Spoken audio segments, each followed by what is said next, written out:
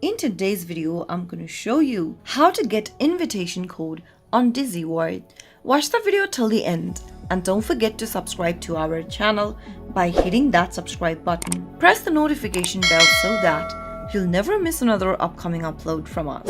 If you want to find your invitation code on Digi Wards, then first, make sure you open your Digi Wards application on your Android device. Now, tap on the invite button at the bottom of the screen and you'll be able to see your invitation code in the display.